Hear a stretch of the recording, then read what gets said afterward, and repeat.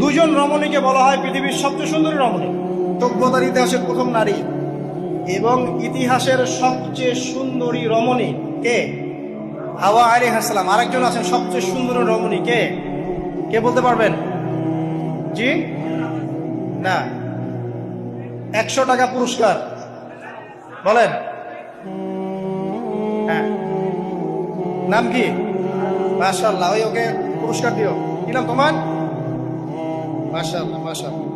দ্বিতীয় সুন্দরী রমণী, দুজন রমণীকে বলা হয় পৃথিবীর সবচেয়ে সুন্দরী রমণী। আপনি যাদেরকে দেখে সিডিউস হচ্ছেন, যদিও এদেরকে দেখে সিডিউস হওয়ার কিছু নাই, কারণ এরা তো সুন্দর না, কোনো দিক থেকে সুন্দর না, না পোশাকের দিক থেকে, না চেহারার দিক থেকে, না ফিজিক্যাল স্ট্রাকচারের দিক থেকে। এদেরকে দেখে তো পাগলও সিডিউস হবে না।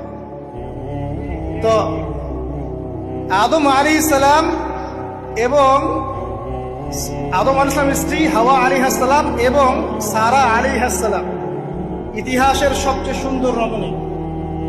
ইতিহাসের সবচেয়ে সুন্দর রমণী কাদের স্ত্রী ছিলেন? নবীদের না অন্য কারো?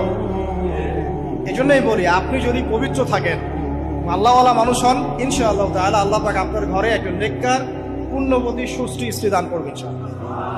আপনি যদি এইসব অশ্লীলতার গোলক ধাঁধায় পড়ে নিজের ঈমান হারিয়ে ফেলেন, চরিত্র হারিয়ে ফেলেন, সম্ভাবনা খুবই কম যে আপনি একজন দিনদার মেয়ে পাবেন। বরং আপনি এমন কাউকেই পেতে পারেন যে আপনার মতোই। ঠিক আছে, দেখবেন যে আপনি 10 ঘাটের পানি খেয়ে আসছেন, ও দেখবেন 12 ঘাটের পানি খেয়ে আসছে।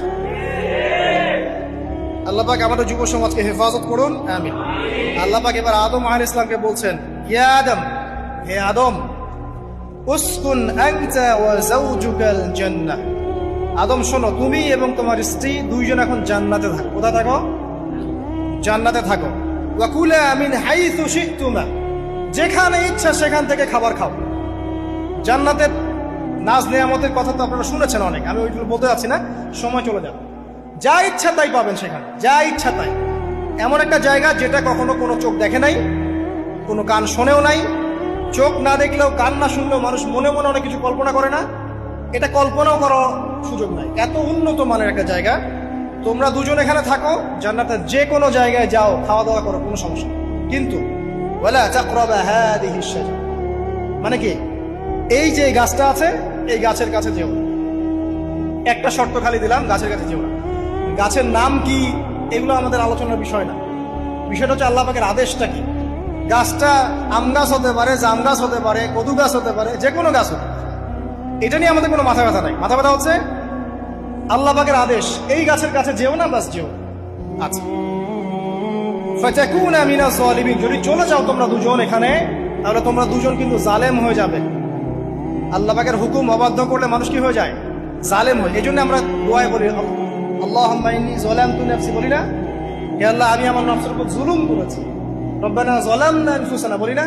আল্লাহ, আমরা আমাদের উপর জুলুম করেছি। তো আমরা যখন পাপ করি, মানে আমরা জুলুম করে ফেলছি। তো তোমরা দুজন এই গাছের কাছে যেও না, যদি যাও তাহলে জুলুম করে ফেলবে এবং জালেম হয়ে যাবে।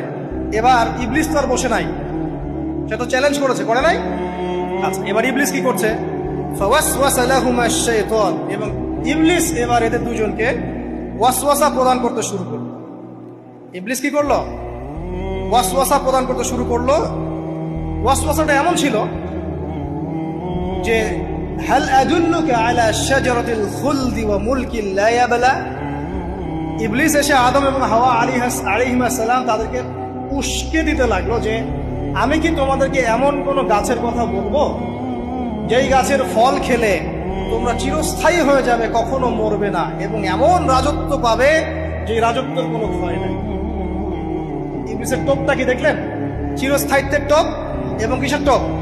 রাজত্বের টোপ। এটা সূরা তহার মধ্যে আছে। অন্য সূরায় আছে যে, আমি কি বলে দিব এমন গাছের কথা যে গাছের ফল খেলে তোমরা ফেরেশতা হয়ে যাবে, কখনো মরবে না। তাহলে চিরস্থায়িত্বের টোপ এবং এই যে কিসের? রাজত্বের এই যে টোপ, এই দুইটা হচ্ছে মানুষকে আল্লাহর পথ থেকে ডিসিভ করার একটা মানদণ্ড। কথা বুঝতে পারছেন? এই পৃথিবীতে যত মানুষ পথভ্রষ্ট হয়ে গেছে জন্য হয়েছে অনেকেই, আর অনেকে চিরস্থায়িত্বের জন্য হয়েছে। ফেরাউন নমরুদ চিরস্থায়িত্বের লোভে পড়ে পথভ্রষ্ট হয়নি? আর ওই সময় থেকে শুরু করে এখনকার বিশ্বে যারা ক্ষমতাধর, এরা কি ক্ষমতার দাপটে পথভ্রষ্ট হচ্ছে না? এই দুটো হচ্ছে মানুষকে পথভ্রষ্ট করার মাধ্যম। ইবলিস খুব ভালো করেই জানতো একটা কথা বলি নাই, যখন আদম আলাইহিস সালামকে তৈরি করে রাখা হয়েছে, সৃষ্টি করে রাখা হয়েছে, ইবলিস এর চারপাশে রাউন্ড দিচ্ছিল, তাওয়াফ করছিল, তাওয়াফ। এবং মানব শরীরের এবং মানব মস্তিষ্কের, মননের দুর্বল পয়েন্টগুলো সে ফাইন্ড আউট করছিল। কারণ সে কিন্তু অনেক জ্ঞানী ছিল, সে কিন্তু প্রচন্ড জ্ঞানী ছিল। এখনো কিন্তু সে প্রচন্ড জ্ঞানী, এবং তার অভিজ্ঞতা ঝুলি এখন অনেক বেশি, তাই না? ওর বয়স হয়ে গেছে না, এখন প্রচুর বয়স। তো তাওয়াফ করে করে সে মানুষের দুর্বল জায়গাগুলো ফাইন্ড আউট করেছে। একটা হচ্ছে পেট, একটা প্রবৃত্তি, একটা হচ্ছে নারীর প্রতি আসক্তি, ঠিক আছে, একটা ক্ষমতার লোভ, একটা চিরস্থায়িত্বের লোভ। এগুলো হচ্ছে মানুষের দুর্বল জায়গা। ইবলিস এগুলো ফাইন্ড আউট করে ওইভাবে চাল দিয়েছে। কথা বুঝতে পারছেন?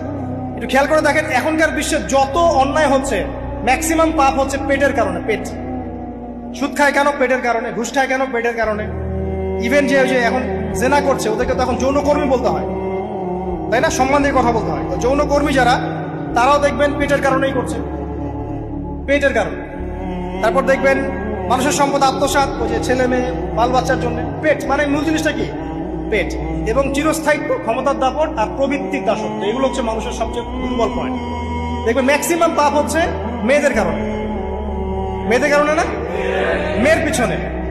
মেয়ের পিছনে আপনি চলে গেছেন, এখানে আত্মহত্যা করছে কেউ, কেউ এখানে আপনার জেনা করছে, কেউ ধর্ষণ করছে, কেউ পরকে লিপ্ত হচ্ছে। মানে মেয়েরই কোনো পাপ।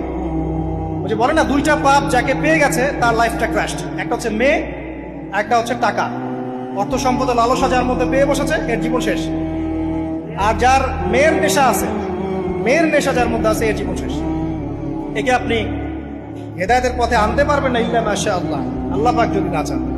আসেন, আর ইবলিস তাওয়াফ করছিল এবং সে কিন্তু টোপ দিল, চিরস্থায়িত্বের টোপ দিল। এবং কিসের টোপ দিল? ফেরেশতা হয়ে যাবে, অমর হয়ে যাবে। এবার আমাদের পিতামাতা আদম এবং হাওয়া আলাইহিস সালাম, তারা কিন্তু ফল খেয়ে ফেললেন। আর এটা এমন নয় একবার ওয়াসওয়াসা দিয়েছে বাস খেয়ে ফেলেছেন, এমন নয়। কন্টিনিউয়াসলি সেই কাজটা করেছে। একটা মানুষ যখন জেনা করে, ইবলিস কি একবার এসে বললেই কেউ জেনা করে ফেলে? আস্তে আস্তে কিন্তু মানুষ জেনার পথে যায়। ওই যে প্রথমে একদিন, অনেক দিন একটা লেকচার দিয়েছিলাম না, প্রথমে গার্লফ্রেন্ড বয়ফ্রেন্ড একটা সম্পর্ক হয়, তাই না? তারপর কথাবার্তা হয়, মোবাইল ফোন এক্সচেঞ্জ করে, নোট এক্সচেঞ্জ করে, কফি খায়, আস্তে আস্তে ডেটিং এ যায়, পরে দেখবেন এক পর্যায়ে গেছে না।